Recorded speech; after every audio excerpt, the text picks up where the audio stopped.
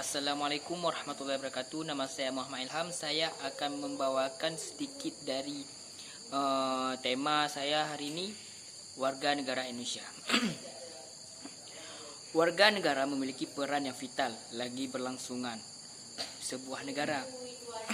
Oleh karena itu, hubungan antara warga negara dan negara sebagai institusi yang menaunginya memiliki aturan atau hubungan yang diatur dengan peraturan yang negara. Memahami akan pengertian sistem kewarganegaraan serta hal-hal yang lain yang menyangkut warga negara hendaknya menjadi penting untuk diketahui. Dengan memiliki suatu sebagai warga negara, orang memiliki hubungan dengan negara. Hubungan nantinya tercermin dalam peran, hak dan kewajiban secara timbal balik antara warga negara dengan negaranya.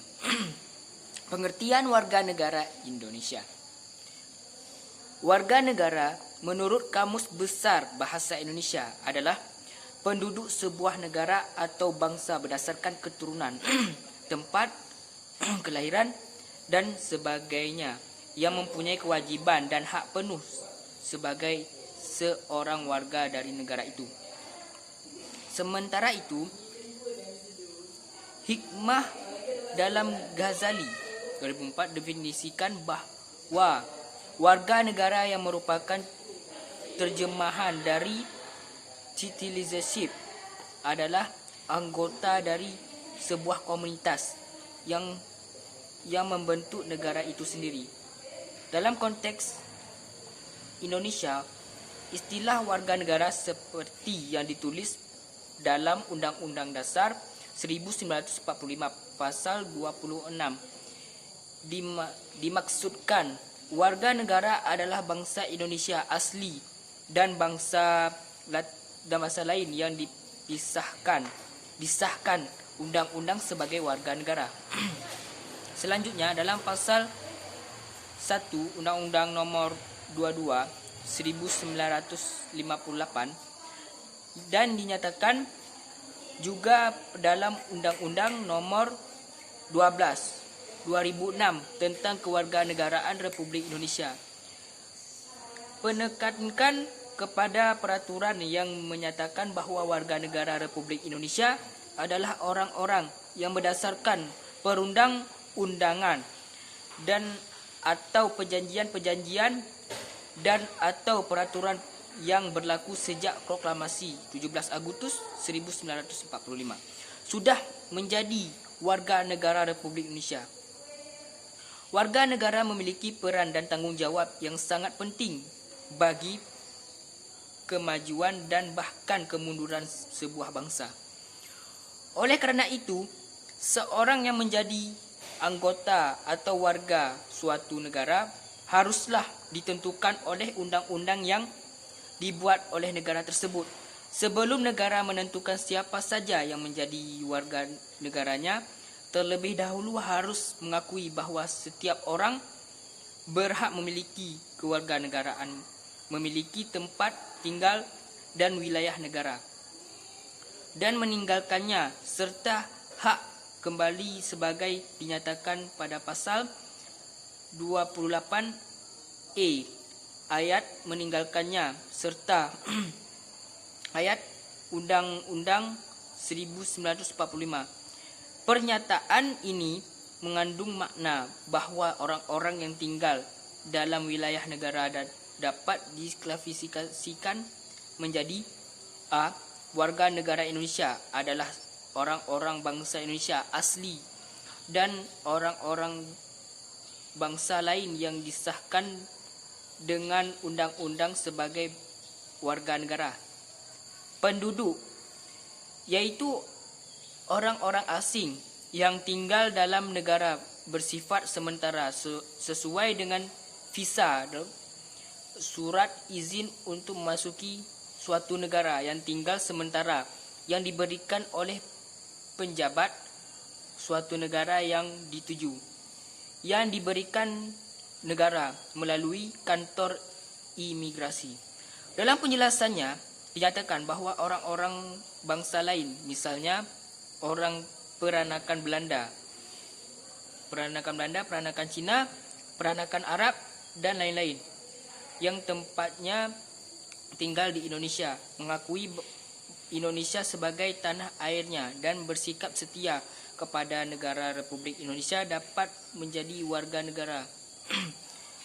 Dari sudut hubungan antara negara dan warga negara, Koerniatmanto S. mendefinisikan warga negara dengan konsep anggota negara. Sebagai anggota negara, warga negara mempunyai kedudukan khusus terhadap negaranya. Ia mempunyai hubungan, hak dan kewajiban yang bersifat timbal balik terhadap negaranya. Sedikit dari saya yang akan membicarakan tentang HAM pada pertemuan kali ini. Hak asasi manusia, yaitu HAM, sebuah konsep tentang HAM, hak rakyat dalam kehidupan bernegara dan demokrasi. Hak-hak asasi manusia atau sebenarnya tempatnya harus disebut dengan istilah hak-hak manusia. Begitu saja adalah hak-hak yang seharusnya diakui secara universal sebagai hak-hak yang melekat pada manusia. Karena hakikat dan kodrat kelahiran manusia itu sebagai manusia. Dinyatakan universal karena hak-hak ini dinyatakan sebagai bagian dari kemanusiaan setiap sosok manusia.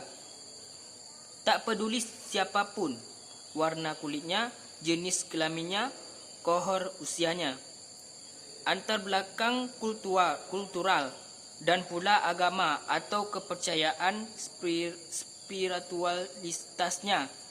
Sementara latar belakang kultural dan ada pula agama dan kepercayaan spiritualnya sementara dinyatakan melekat atau inherent karena hak-hak itu memiliki siapapun yang manusia berkat kodrat kelahirannya sebagai manusia dan bukan kerana pemberian oleh suatu organisasi kekuasaan manapun.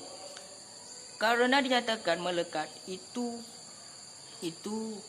pula lah, maka pada dasarnya hak-hak ini tidak sesaat pun boleh dirampas atau dicabut.